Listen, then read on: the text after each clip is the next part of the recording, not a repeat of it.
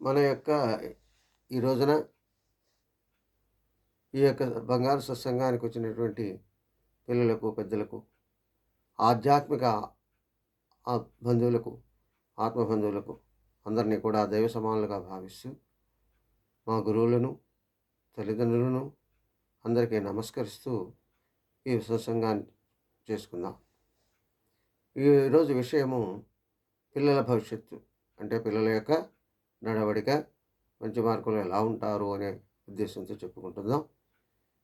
పిల్లలు ప్రతిరోజు కూడా ఉదయాన్నే లేచి స్కూల్కి వెళ్ళాలనే తొందరతోటి ప్రతిరోజు కూడా హడావుడిగా బయలుదేరుతూ ఉంటారు.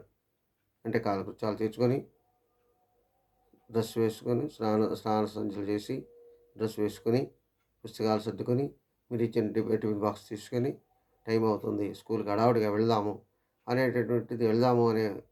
ఉంటారు. అదే వాళ్ళలో మంచి అలజడి, టెన్షను, తర్వాత వారి యొక్క బడలిక పరిస్థితి అన్నీ కూడా కనపడకుండా వాళ్ళలో ప్రవర్తనగా ఉంటుంది. కనుక వాళ్ళకి అప్పుడు ఎక్కువ నెగిటివ్ ఎనర్జీ వాళ్ళ పిల్లల యొక్క శరీరాల్లో ఉంటుంది. ఆ నెగిటివ్ ఎనర్జీ పోయి పాజిటివ్ ఎనర్జీ ప్రశాంతతగా ఉండాలి అనుకున్నప్పుడు మీరు ఆ పిల్లలకి సూచనగా ఇలా ఇవ్వాలి. ఏమనంటే, మన ఇంట్లో పూజ గది ఉంది.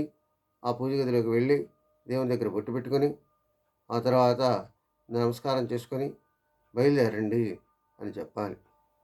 ఎప్పుడైతే ఆ విధంగా ఆ పిల్లలు దేవుడి దగ్గరికి వెళ్ళి బొట్టు పెట్టుకొని 2 నిమిషాలు ప్రశాంతంగా ఉంటారో, అప్పుడు వాళ్ళలో ఉన్నటువంటి నెగిటివ్ ఎనర్జీ అంతా పోయి పాజిటివ్ ఎనర్జీ తయారవుతుంది. దానివల్ల వాళ్ళ మనసు ప్రశాంతంగా ఉంటుంది, అలజడి తగ్గుతుంది, వాళ్ళలో ఉన్న టెన్షన్ తగ్గుతుంది, వాళ్ళు చాలా ఆనందంగా ఉంటారు. కనుక ఆ తర్వాత వెంటనే వాళ్ళు స్కూల్కి వెళ్ళిన తర్వాత ఆ రోజల్లా కూడా వాళ్ళు ప్రశాంతతగా ఉండడానికి మంచి జరుగుతుంది. కాబట్టి వాళ్ళ భవిష్యత్తు బాగుంటుంది. ఆ భవిష్యత్తు ఎప్పుడైతే ప్రశాంతంగా ఉంటారో మంచి ఆలోచనలు వస్తాయి.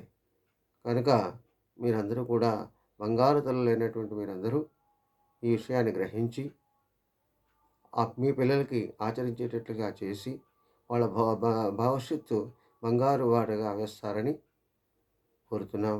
స్వస్తి. సర్వే జనా సుఖినో భవంతు. ఓం శాంతి శాంతి శాంతి.